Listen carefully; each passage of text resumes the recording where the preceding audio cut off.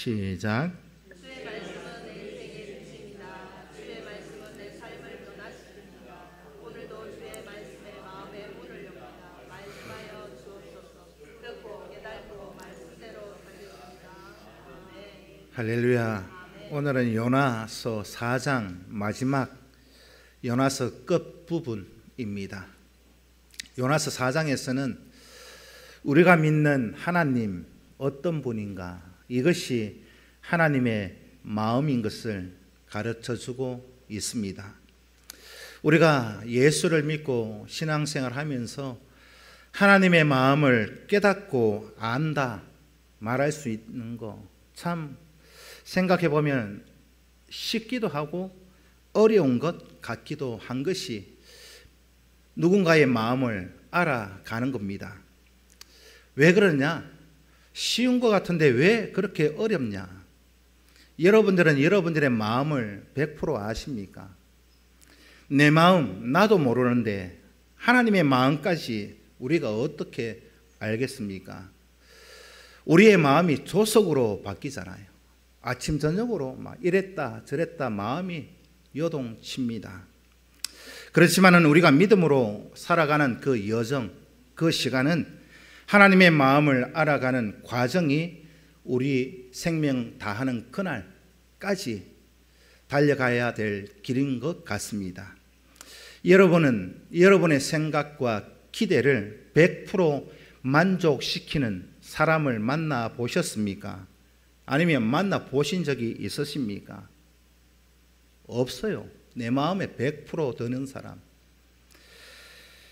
내 마음에 딱 맞는 사람이 어디 있을까? 세상 천지에는 없습니다. 나도 내 마음을 이래 보면 마음에 안 들잖아요. 여러분 스스로는 여러분 스스로가 마음에 드십니까?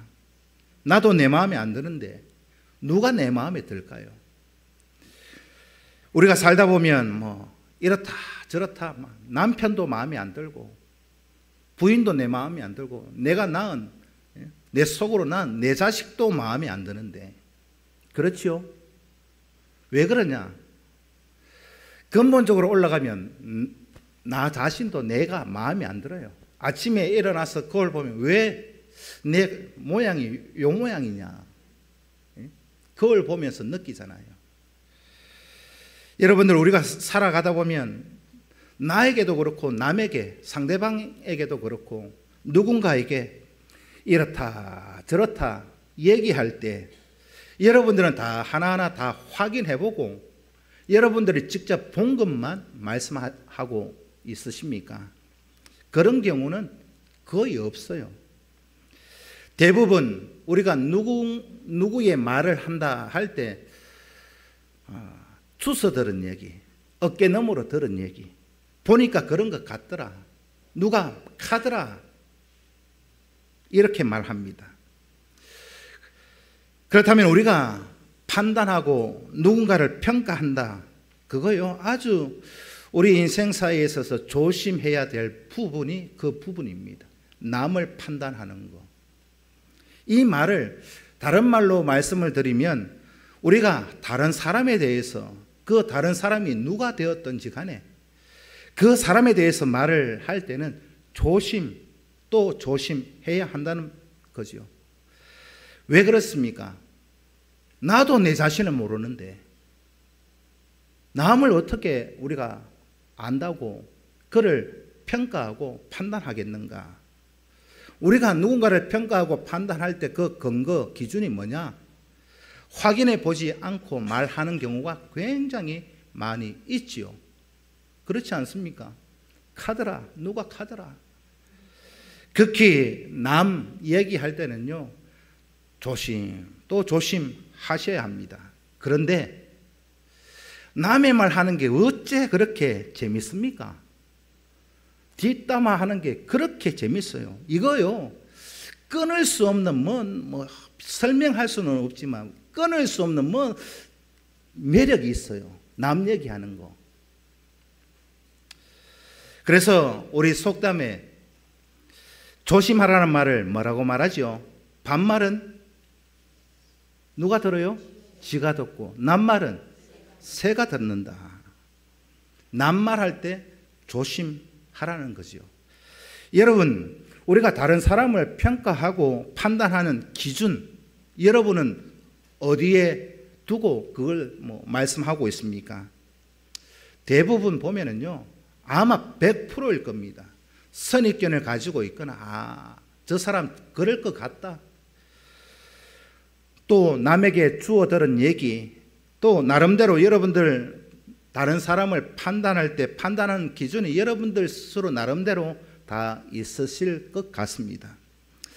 그런 거 다 오늘 접어두고 하나님께서 말씀하고 있는, 성경이 기록하고 있는 하나님의 관점에서 다른 사람을 판단하고 평가하는 그런 우리 성도들이 꼭 되실 수 있기를 축복합니다. 내 판단 기준이 아니라 성경에서 말씀하고 있는 하나님의 평가 기준이 뭔가, 이것이 저와 여러분 우리 모두가 믿음 안에서 힘써야 될 내용입니다. 하나님이 옆에 앉아있는 저 사람을 어떻게 볼까? 내가 볼 때 마음에 안 드는데, 여러분들 남편 100% 마음에 드세요? 안 들잖아요. 부인 보고 있으면 마음에 듭니까? 여러분 속으로 난 자식 보고 있으면 100% 마음에 들어요? 마음에 안 듭니다. 여러분들도 목사 저를 바라보면서 100% 마음에 든다, 그거 거짓말이에요. 그렇죠? 저도 여러분들을 보면 100% 마음에 든다, 거짓말입니다. 그런데 중요한 것은 저 사람을 하나님이 어떻게 보실까? 야, 저 한 사람, 나는 저 사람을 보니까 마음에 안 들고 막 한 대 집어받고 싶은데, 하나님이 저 사람을 볼 때는 어떻게 저 사람을 평가하실까? 이 질문을 저와 여러분들이 먼저 해보고 평가할 수 있는 그런 연습을 해 가실 수 있기를 부탁을 드립니다. 방금까지 말씀드린 그 내용이 요나서 4장 안에 다 들어가 있는 내용입니다. 오늘 본문은 니느웨 백성들의 구원에 대한 요나의 그 반응에 대해서 말씀하고 있는 게 오늘 본문 4장입니다. 지난주 3장에서는 니느웨의 백성들의 구원을 이제 해가는 과정 속에서 그 백성들이 회개에 초점을 맞추고 있다면, 오늘 본문 4장은 이 3장에서 니느웨 백성들이 회개하고 하나님 앞에 돌아왔을 때의 그 모습을 보고 있는 요나의 모습이 뭔가? 요나의 그 모습은 오늘 본문에서 불평에 대한 하나님의 가르침이 기록되어져 있습니다. 분노하고 불평하고 요나를 달래고 있는 그 하나님의 사랑이 오늘 본문 속에 스며들어져 있습니다. 어떻게 보면 인내가 요구되는 사랑이죠. 특별히 1절부터 5절까지의 말씀은 요나의 불평과 분노가 기록되어져 있습니다. 요나가 하나님을 매우 싫어하고 분노한 이유를 오늘 본문 1절에서 기록하고 있는데, 1절은 오늘 본문 1절은 아주 짧은 말씀이지만 이 1절을 3장 10절하고 연결해서 보시면 이해가 쉽습니다. 간단히 말씀을 드리면 요나는요, 자기 생각대로 자기 뜻대로 되지 않았다고 하나님 앞에서 분노하고 불평하고 있습니다. 자기가 원하는 대로 안 되니까, 일이 되지 않으니까. 그래서 하나님 앞에서 요나가 어떻게 행동하느냐? 하나님 싫습니다. 그렇게 하고 분노하고 있는 그 모습. 오늘 이 요나는 하나님께서 명령을 주고 다시 재차 두 번째 이 심부름을 시키니까 마지 못해서 니느웨에 가서 복음을 전거했습니다. 지난주 설교 내용입니다. 지난주에 마지 못해서 억지로 가서 순종했는데 어떤 역사가 일어났습니까? 12만 명이 회개하고 금식하면서 하나님 앞에 돌아오는 그 사건, 그 사건이 요나는 마음에 불편한 겁니다. 요나는 마지 못해서 복음을 전했더니 상황이 요나가 원하지 않는 방향으로 흘러가고 있으니까 요나의 설교를 그냥 한쪽 귀로 듣고 한쪽 귀로 흘러 듣고 그들이 멸망받아야 되는데 그들이 금식하면서 회개하면서 하나님 앞에 난리가 난 거예요. 자신의 죄 낱낱이 다 고백하면서 자기 생명까지 내어놓으면서 하나님 앞에 잘못했다 회개하고 있는 모습. 사흘을 다니면서 설교를 해야 되는데 고작 하루 설교했는데 그들이 참 대충 듣고 멸망받아야 될 그 백성들이 하나님 앞에 금식하며 기도하고 나니까요, 요나 마음이 어땠을까요? 그런데 급기에 하나님께서 그 니느웨 백성들의 회개의 기도를 들으시고 또 재앙을 취소해 주시고 없던 걸로 해 주시고 구원해 주셨습니다. 요나가 가장 생각하지 못한 부분, 있어서는 안 되는 부분이 벌어지고 있습니다. 요나가 이 복음을 하루 동안 전하면서 마음속으로는 이 꼴은 보지 말아야지. 정말 이 꼴은 생각도 하기 싫은 그런 일들이 벌어졌는데 그 마음이 편하겠습니까? 그러니까 오늘 본문 1절에 요나가 하나님 싫습니다. 그렇게 분노하고 있습니다. 여전히 요나는 니느웨 백성들이 멸망받기를 원하고 있어요. 그런데 하나님은 그 니느웨 백성들의 회개 들으시고 없던 것으로 다 용서하시고 구원해 주셨습니다. 오늘 본문에서 요나가 하나님 앞에 불평하는 이유는 딱 한 가지입니다. 하나님의 공의가 어디에 있습니까? 하나님의 공의. 악한 도시, 악한 민족들은 멸망당하고 심판당해야 되는데 왜 하나님 저들을 용서하시고 구원하시느냐? 하나님의 공의는 어디 갔습니까? 그게 이 요나의 마음속에 자리 잡고 있으니까 하나님의 공의와 하나님의 정의를 부르짖으면서 니느웨는 멸망받아야 됩니다. 그렇게 하나님 앞에 큰 소리 뻥뻥 치면서 하나님 앞에 덤비고 있는 모습. 그런데 오늘 본문에서 요나가 생각하지 못한 부분이 있습니다. 하나님의 공의, 하나님의 정의, 그거는 반드시 이루어집니다. 믿으십니까? 하나님의 공의와 정의는 반드시 이루어지는데 그 하나님의 공의에는요, 또 하나님의 사랑이 스며들어져 있는 공의입니다. 하나님은 반드시 죄인을, 악한 자를 심판하십니다. 멸망시키십니다. 그런데 그 죄인, 그 악한 자들이 회개하고 돌아서고 변화받으면 하나님은 어떻게 하셔요? 용서하시고 구원하시는 거. 그게 하나님이 이 니느웨 백성들을 향한 그 공의를 나타내고 있는 겁니다. 어떤 공의예요? 사랑이 들어가 있는 공의.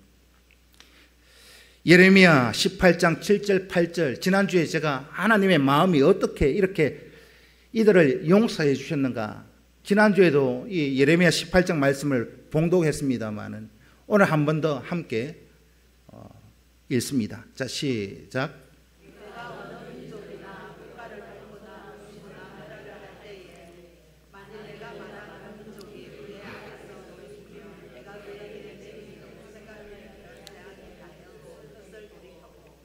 아무리 악한 살인, 강도, 그 온갖 죄를 다 지어도 정말로 자복하고 통회하는 마음으로 회개하면, 진심으로 회개하면, 입에 발린 회개가 아니라 진심으로 자신의 죄를 발견하고 자신의 죄가 후회되고 그런 토대 안에서 회개가 이루어진다. 그러면 심판하고 멸망하겠다 작정했던 하나님의 마음도 돌이키는, 오늘 저와 여러분 정말 우리가 하나님 앞에 바로 살아가야 되는 이유가 여기에 있습니다. 니느웨가 그 당시에 악이 넘치고 범죄하고, 그런데 하나님께서 이들을 그냥 그들이 회개도 하지 않았는데, 돌이키지도 않았는데, 변화받지도 않았는데 하나님이 그냥 그저 공짜로 용서해 주셨다. 그러면 그게요, 하나님의 공의가 무너진 거 아니겠습니까? 요나의 말이 맞아요. 그들이 회개도 하지 않고 돌이키지 않는데 그냥 그냥 구원해 줬다? 그러면 하나님의 공의는 무너진 거지요. 정의는 사라진 겁니다. 그런데 하나님께서 니느웨 그 백성들을 그냥 구원해 주신 게 아니잖아요. 그들은 진심으로 자신의 죄를 회개하고 돌이키고 변화받았습니다. 성경은 말씀하고 있죠. 죄의 삭은 뭐예요? 사망입니다. 그게 하나님의 공의의 말씀이죠. 하나님이 어떤 공의를 주셨습니까? 사랑이 있는 공의. 죄의 삭은 사망이지만 정말로 회개하고 하나님께 돌아오기만 하면 구원하리라. 그게 예레미야 18장에 있는 말씀이었습니다. 그런데 요나는 하나님의 한쪽 면만 보고 하나님 앞에 하나님의 공의, 하나님의 정의가 어디 있냐고 따지고 있습니다. 요나가 이런 하나님의 모습이 너무 싫다. 공의도 없고 정의도 없는 하나님, 그냥 저 백성들 구원해 주시는 거 보니까 싫어요. 자기가 원하지 않은 대로 펼쳐져 가는 모습 보고 지금 분노하고 있는 게 요나의 모습입니다.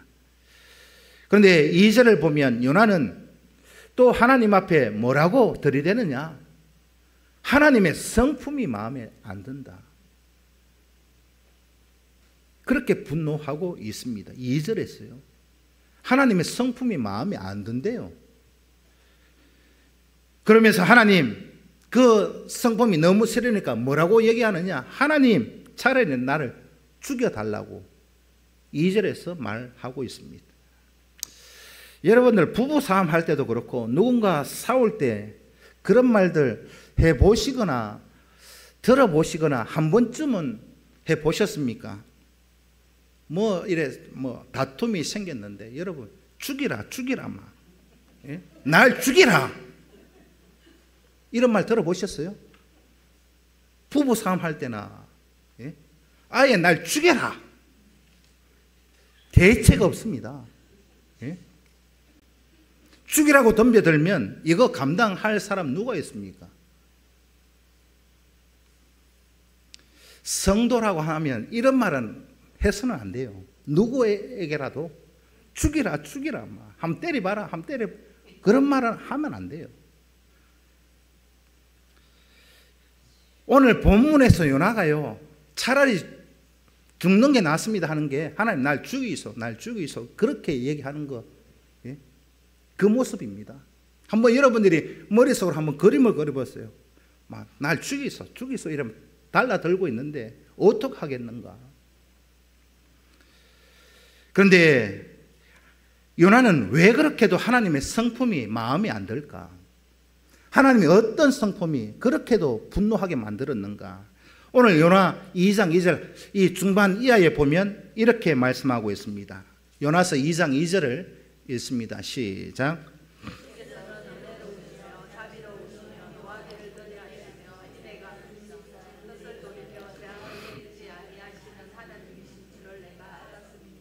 요나가 하나님의 성품이 마음에 안 드는 게 2절에 그대로 있습니다.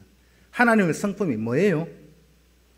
주께서는 은혜로우시며 자비로우시며 노하기를 더디하시며, 이게 요나 입장에서 마음에 안 드는 거예요. 오늘 이 2절에서 주께서는 은혜로우시며 자비로우시며 이 말의 의미는 뭐냐? 어머니의 태, 자궁과 같다 이 말입니다. 이 태아에게 있어서 저는 뭐 애를 낳아본 적이 없어가 저는 모릅니다만은 죽었다 깨어나도 그걸 알 도리가 없으니까 저는 뭐 애 놓는 것 말고는 다 할 줄 압니다. 애 놓는 것 말고는 하라 하면 다 할 수 있어요. 여러분들 한번 곰곰이 생각해 보십시오. 태아에게 있어서 가장 중요한 게 뭐예요? 어머니의 태, 자궁, 그거 없으면 죽습니다.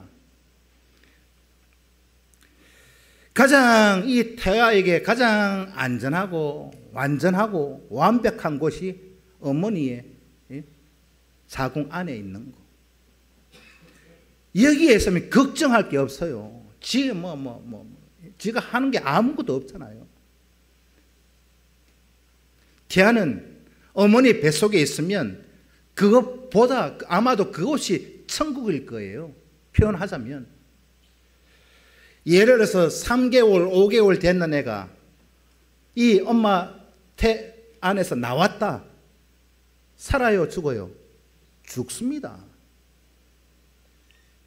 그래서 주께서는 은혜로우시며 자비로우시며 이 말은 하나님의 모든 사랑은 모든 피조물을 감싸고 있는 모태와 같다. 그런 의미입니다. 모태와 같은 하나님의 사랑이 없다면 구원받을 사람도 살아남을 생명도 단 하나도 없다는 사실입니다. 그런데 하나님의 그 사랑으로 그 백성들을 구원했다고 하나님의 사랑이 너무 싫다고 요나가 지금 날 죽이소 그렇게 땡깡을 부리고 있습니다. 그런 하나님의 사랑이 아니라면 그 하나님의 사랑이 없었다면 요나 자신도요 구원받을 수 없었습니다. 요나는 지금 그걸 잊어버리고 자기 모순이잖아요. 자기는 하나님의 사랑으로 구원받고 하나님의 은혜로 살아가면서 남이 사랑으로 구원받는 거 참지 못하고 분노하고 혈기 부리고 시샘하고 시기하고 질투하고 차라리 나를 죽여주세요. 하나님 앞에 땡깡 부리고 있습니다. 하나님의 은혜롭고 자비로운 그 성품을 오늘 우리가 시샘하고 불평하고 원망해야 되겠습니까? 감사해야 되겠습니까? 어떻게 해야 될 것 같아요? 요나는 지금 한쪽 면만 보고 또 다른 하나는 보지 못하고 자기가 하나님의 은혜를 잊고 구원받고 살아가고 있는 것 까마득하게 잊어버리고 있습니다. 자기는 하나님의 은혜로 살면서 남은 하나님의 은혜로 살아가는 게 그게 싫다고 지금 난리를 피우고 있는 이 요나의 모습, 이런 모습을 보시면서 4절 5절은 하나님께서 어떻게 하시느냐, 니느웨의 구원을 시샘하고 있는 요나를 부드럽게 타이르고 있습니다. 저 같으면 뭐 죽이라 하면 죽여부지 싶은데 하나님은 그런 요나를 또 타이르고 있어요. 요나서 4장 4절 말씀을 읽습니다. 시작. 하나님이 이렇게 그냥 다 이러고 있어요. 왜 성질 부리노? 너는 하나님의 사랑으로 구원받고 은혜로 살면서 니느웨 백성이 그렇게 구원받고 막 그래 있는 거 그래 싫으냐? 그 사랑이 없으면 너도 구원받을 수도 없고 은혜 입을 수도 없는데 왜 그 사랑이 싫다고 말하느냐? 하나님이 요나에게 질문하고 있습니다. 하나님은 동생을 시샘하는 철부지 같은 요나를 이렇게 타이르고 있습니다. 꼭 이 철부지 첫째에 여러분들 자식을 둘 이상 낳아보신 분들은 다 경험하실 거예요. 첫째 놓고 동생 딱 생기면 어떻게 합니까? 동생이 생기면은요, 위에 그 첫째가 거의 대부분 시샘합니다. 질투합니다. 동생 우유 먹고 있는 우유병 뺏어같이 빨아먹어버리고요. 자고 있으면 볼때기 때려보고 자고 있으면 눈 찔러보고 그런 거 못 보셨어요? 예? 동생이 엄마 품에 안겨 있으면 지 궁디 먼저 들어옵니다. 밀어내고 지 안아달라고. 예? 둘 이상 키워보신 분들 그런 경험 있으실걸요. 요나의 모습이 딱 그 짝이다 이 말입니다. 하나님의 질문을 받은 요나는 대꾸도 하지 않고 뛰쳐나갑니다. 첫째 애 막 뭐라 하잖아요. 동생 막 이래 해코지하고 엄마가 막 그러면 엄마 싫어! 하고 뭐 뛰쳐나가는 것처럼, 예? 엄마 미워! 그리고 뭐 뛰쳐나가는 그 철부지 어린애처럼 요나가 지금 그렇게 하고 있어요. 이것이 오늘 본문 요나서 4장의 첫 번째 장면입니다. 하나님의 사랑을 시샘하고 질투하고 시기하고 있는 이 요나, 누가복음 15장의 탕자의 비유를 보면서 생각하게끔 만듭니다. 누가복음 15장에서 예수님은 이 탕자의 비유를 들어서 하나님의 사랑을 가르쳐 주셨습니다. 집 나간 탕자, 집으로 돌아오니까 아버지가 너무너무 반갑고 기뻐서 잔치를 베풀어 줍니다. 송아지도 잡고 옷도 갈아입히고 반지도 가락지도 끼워주고.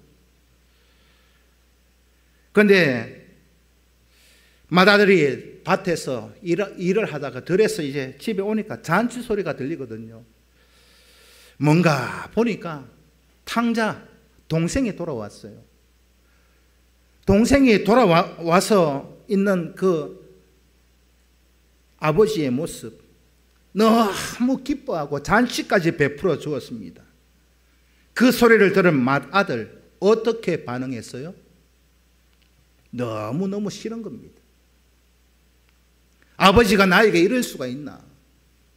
나는 이렇게 쇠 빠지게 들에서 일하고 와도 나한테는 염소 새끼 한 마리도 안 줬는데 아버지 재산 다 탕진하고 돌아온 그 거지꼴로 온 그 작은 아들, 그 뭐가 좋다고 잔치까지 열어주고 있노?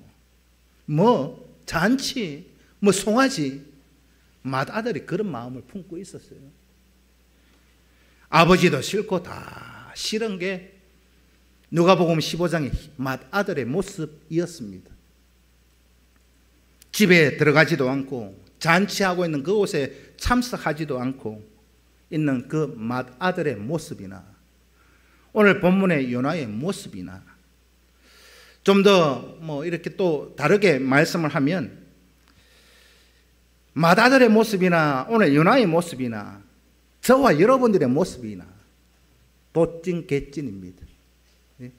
거기서 거기입니다. 보편적인 우리의 삶의 모습을 요나서 4장이 보여주고 있습니다. 맏아들의 모습, 뭐 그럴 수도 있지, 이해가 되시나요? 그런데 아버지의 마음은 어떠할까요? 이것이 맏아들과 요나와 저와 여러분들의 그런 마음 심보인 것 같습니다. 남이 잘 되면 불편하잖아요. 그래서 사촌이 땅을 사면 배가 아픈 겁니다. 왜요? 불편하고 마음이 막 힘드니까. 이것이 우리의 마음 안에 있는 근원입니다. 불평하고 분노하는. 여러분, 남들이 잘 되는 거요, 축복해 줄 수 있는 그런 믿음의 분량까지 도달할 수 있는 우리 교회가 꼭 되실 수 있기를 축복합니다. 그거 봐라, 그래, 내 그럴 줄 알았다. 네 하는 거 봤을 때 내 100번 그럴 줄 알았다. 이거요, 맞지 않습니다. 6절에서 11절까지의 말씀은 요나를 깨우쳐 주시는, 이런 철부지한 요나를 다시 깨우쳐 주시고 계시는 하나님 마음을 기록하고 있습니다. 6절부터는 요나에 대한 하나님의 인내심이 요구되는 교육을 시킵니다.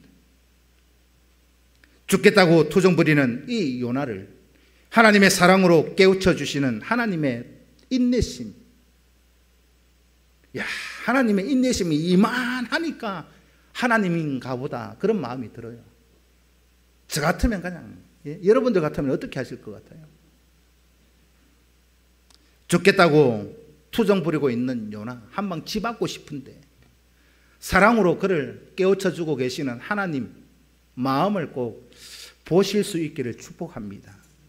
광야로 가출했던 이 요나, 하나님은 박넝쿨을 준비해서 뜨거운 햇빛을 가려서 요나를 시원하게 만들어 줍니다. 죽기를 요구하면서 죽이라고 분노하던 요나가 오늘 본문 6절 이하에 보면 이 박넝쿨 하나로 크게 기뻐했다, 그렇게 기록하고 있죠. 불평이고 뭐고 까마득하게 다 잊어버렸어요. 박넝쿨 하나가 있으니까. 왜? 자신의 육신이 편하거든요. 이 광야에서, 이 사막에서, 이 그늘 하나 없는 곳에서 이 박넝쿨로 인해서 시원하게 있으니까 아주 기분이 좋아졌다.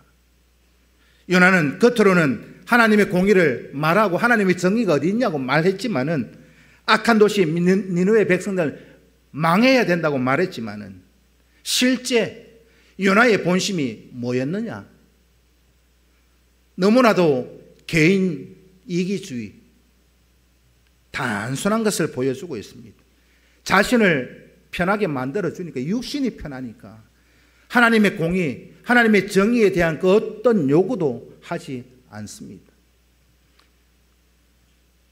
자신이, 그러니까 그 자신, 육신이 불편하면, 힘들어지면 하나님 앞에 공의를 내세우고 하나님 앞에 정의를 내세우고 부르짖으면서 분노합니다. 죄에 오염되어 살아가고 있는 모든 인간은 이런 이기적인 개인적인 탐욕에서 자유로울 사람이 누가 있을까요? 하나님은 뭐 별 볼 것 없는, 우리 기준으로 보면 이 박넝쿨 하나가 뭔데 이렇게 기뻐했을까? 그런데 하나님은 이 박넝쿨 하나를 통해서 요나의 이기적인 실상, 저 밑바닥에 있는 것까지 다 드러내 보여주고 있습니다. 6절에서는 이렇게 크게 기뻐하고 좋아하던 이 요나가 또 7절, 8절 가면 또 죽이랍니다. 하나님, 날 죽이소, 날 죽이소. 7절, 8절에서 왜 그렇게 기뻐했던 요나가 7절, 8절에서는 왜 또 죽기를 구하고 있느냐? 자기를 시원하게 해주던 박넝쿨, 벌레들이 다 갉아 먹게 하나님이 만드셨습니다. 벌레가 가서 그거 다 갉아먹고 없어진 거요, 자연적으로 된 게 아닙니다. 하나님이 그렇게 섭리를, 계획을 세우셨다니까요. 그늘은 사라지고 햇볕은 뜨겁고 사막의 뜨거운 바람은 불어오고, 그러니까 숨이 막힐 지경이잖아요. 그러니까 요나는 너무 또 육신이 힘드니까 하나님 죽여달라고, 날 좀 죽여달라고 그렇게 또 막 땡깡 부리고 있어요. 하나님은 박넝쿨을 이용해서 요나의 그 모든 이기적인 모습을 지금 교육시키고 있어요. 바꾸어 나가고 있다는 말입니다. 여러분 생각해 보십시오. 오늘 본문에 이 박넝쿨요, 요나가 심었습니까? 요나가 가꾸었어요? 자기가 했는 거 아무것도 없어요. 어느 날 이 박넝쿨이 생겼다가 어느 날 박넝쿨이 없어진 겁니다. 어느 날 생긴 그 박넝쿨 하나 가지고 그렇게 좋아하다가 없어지니까 난리를 피우고 있어요. 왜? 지가 심고 가꾼 것도 아닌데. 하나님은 이 박넝쿨을 사용해서 요나의 이기적인 본성을 요나 스스로 보게끔 만들고 있습니다. 요나는 자기가 편하면 기쁘고, 자기가 불편하고 힘들면 아우성치는 이기적인 철부지의 전형적인 모습을 보여주고 있더라는 거죠. 자기가 힘드니까 하나님 앞에 불평하고, 하나님 공의, 하나님 정의를 찾았지만 그거는 뒷전이었습니다. 요나의 이기적인 철부지의 모습, 하나님께서 오늘 본문을 통해서 보여주고 계시는데, 우리를 기쁘게 하고 때로는 우리를 힘들게 만드는, 또 분노하게 만들고 혈기 부르게 만드는 그런 여러분들의 박넝쿨은 무엇이 있습니까? 여러분들에게 있어서 여러분들이 생각하는 박넝쿨 무엇이 있으십니까? 있으면 기뻐하고 좋아했다가 없으면 불평하고 막. 여러분 각자 다 생각해 보시면 오늘 요나에게 나타나고 있는 이 박넝쿨요, 우리 모두에게도 다 있습니다. 내가 뭐 심지도 않았고 내가 가꾸지도 않았고 그저 생겼다가 그저 보니까 또 있어지고, 그거 왔다가 또 없어지는데 그것을 그렇게 아끼고 그것을 그렇게 사랑하고 좋아하다가, 있으면 좋아하다가 그거 사라졌다고 원망하고 불평하고 예수 믿어도 되는 거 없다 그러고, 그런 박넝쿨 여러분들에게 다 있습니다. 없어요? 다 있다니까요. 그거 나쁘다는 말이 아닙니다. 사막에서, 광야에서 요나에게 이 박넝쿨이 얼마나 좋습니까? 거기에서 살려면 박넝쿨이 있어야죠. 그러나 중요한 것은, 그거 여러분 중요한 거는 뭐냐? 박넝쿨도 있어야 되는데 그거요 하나님이 지켜주셔야 돼요. 여러분 각자 박넝쿨이 다 뭐 다를 수는 있겠지만은, 어떤 사람은 그게 물질이 될 수도 있고, 어떤 사람은 자식이 될 수도 있고, 어떤 사람은 자신의 육신의 건강일 수도 있고 사업일 수도 있고, 그거 박넝쿨 하나님이 지켜주셔야 돼요. 아멘 좀 해보이죠. 믿어지십니까? 하나님이 지켜주셔야 돼요.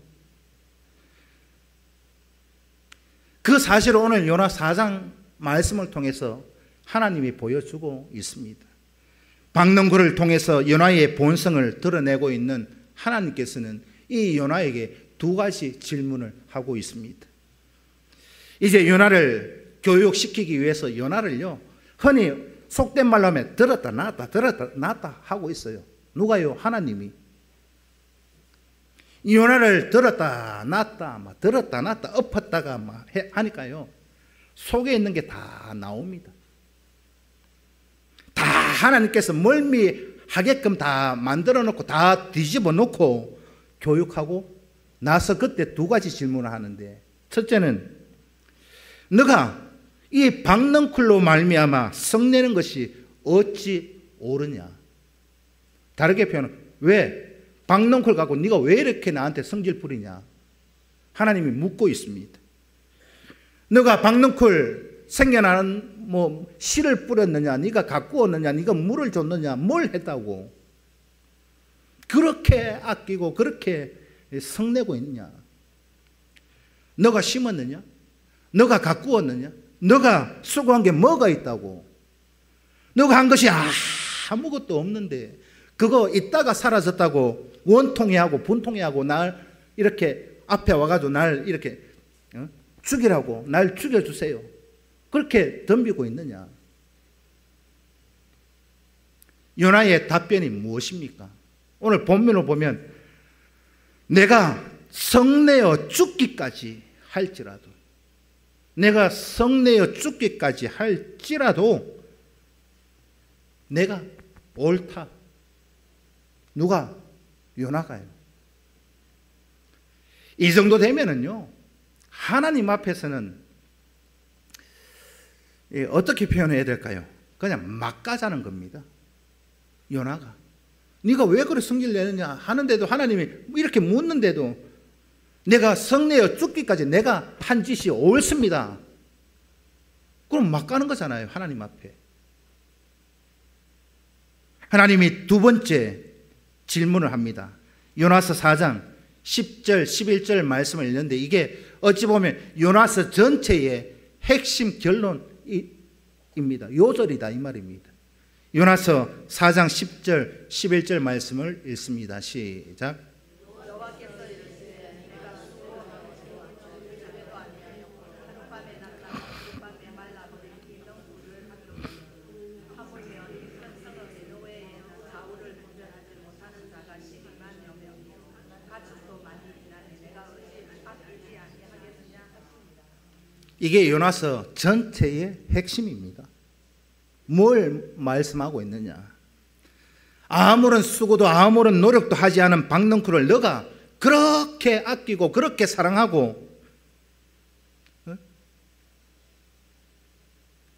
그거 없어졌다고 나한테 이렇게 와서 들이대는데 그거 니느웨 백성들 나도 똑같다. 니느웨 백성 12만 명 그거 내가 다 창조했는 생명인데 그들이 회개하고 돌아와서 용서받고 구원받는 거 그거 내가 뭘 잘못했느냐? 내 백성인데 이해되세요? 내가 창조했다 그 12만 명 잘못된 길로 걸어가서 죄악된 길로 걸어가서 막 멸망시키려 했지만은 그들이 진심으로 회개하고 돌아오니까 내가 없던 걸로 해줬다. 그게 뭐가 잘못됐느냐?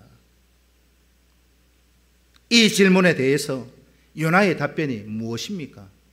유구무원입니다. 아무 할 말이 없어요. 이것으로 요나서 끝이 납니다.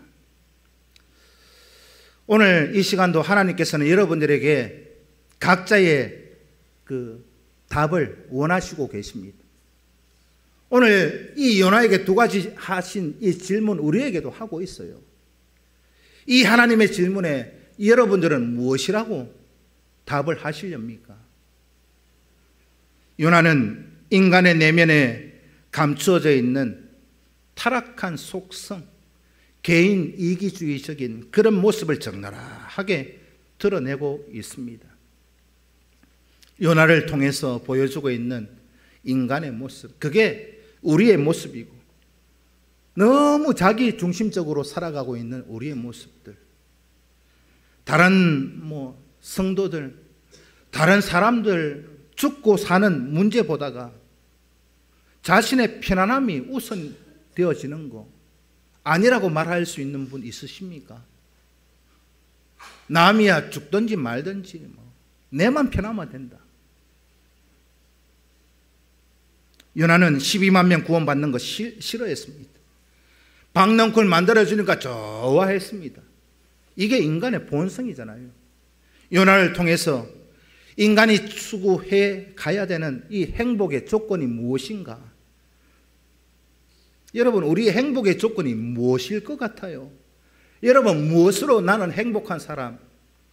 그렇게 말하고 있습니까? 여러분들 스스로 야 나는 행복한 사람이야, 나는 불행한 사람이야, 내 인생 왜 이렇게 됐어? 내 인생 저주하고 막 낙심하고 그 기준이 뭐냐는 겁니다. 야, 난 정말 누구에게 가도 자신 있게 난 행복한 사람이라고 말할 수 있는 근거, 기준. 여러분들 스스로를 한번 돌아보십시오. 여러분 행복하십니까? 우리 교회는 전부 막 불행한 사람만 모여 있는 것 같아요.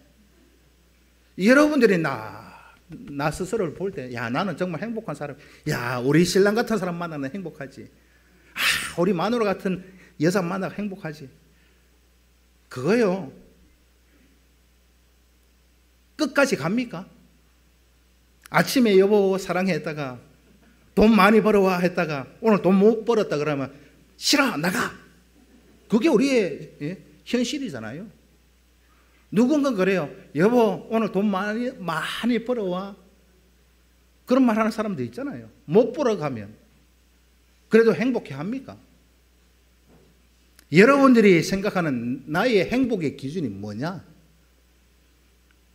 우리가 생각해 보면 얼마나 우리가 유치한 것 가지고 행복과 불행의 근거를 나누고 있어요. 박넝쿨 하나 있으면 행복하다 그러고 갉아먹고 없어지면 나는 불행한 인생 산다 그러고 여러분, 제가 보니까 저도 그렇고 여러분들도 그렇고 인간 모든 만사가요, 자신이 편하고 자신이 안락하고 자신이 육신이 좀 하면 행복해 합니다. 맞지요?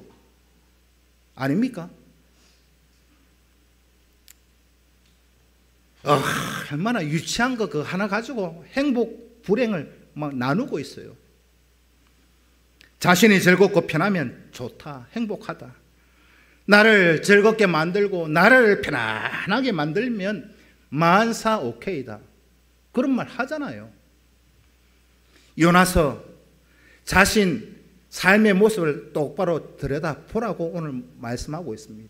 무엇이 중요한 것인가? 인생의 근본 원리가 무엇인가? 요나를 통해서 인간은 이런 존재다, 철부지한 존재다, 그걸 보여주고 있어요. 여러분 행복하십니까? 무엇 때문에요? 하나님 때문에. 하나님이 내 인생의 모태 자궁 그 안에 들어가 있으면요, 우리가 할 건 뭐가 있어요? 저는 애를 가져본 적이 없어가 모르겠습니다만은, 애 태어나면 시간 맞춰서 우유 줘야 돼, 시간 맞춰서 기저귀 갈아 씻기고 닦이고, 모태 안에 있으면요 태아에게 부족한 거 없어요. 자동적으로 공급되어지잖아요. 그게 어머니의 태 안에 있는 어린 애의 모습입니다. 이 태가 뭐라고요? 하나님의 사랑 안에 들어가 있기만 하면, 그게 우리의 행복의 기준이 꼭 되실 수 있기를 축복합니다. 세상에 있다가 사라지는 박넝쿨, 그거 있으면 좋아하고 없어지면 좀 그런 유치한 그런 모습이 아니라, 정말로 내가 하나님 앞에서, 말씀 앞에서 믿음 가지고 살아갈 때 하나님께서 먹이고 입히고 모든 거 해결해 주신다. 믿으십니까? 그 믿음의 고백 아멘처럼 우리 인생 마지막 날까지 하나님의 모태 안에 그 하나님의 사랑 누리며 살아가실 수 있는, 쪼잔한 것 때문에 그 정도의 인생이 아니라 정말 행복의 가치를 둘 만한 것이 무엇인가? 오늘 저와 여러분 꼭 한번 생각해 보시고 우리의 믿음을 바르게 정립해서 살아가시는 행복한 그런 삶의 모습을 나타내기를 주님의 이름으로 축복합니다. 기도드리겠습니다. 살아계신 아버지 하나님,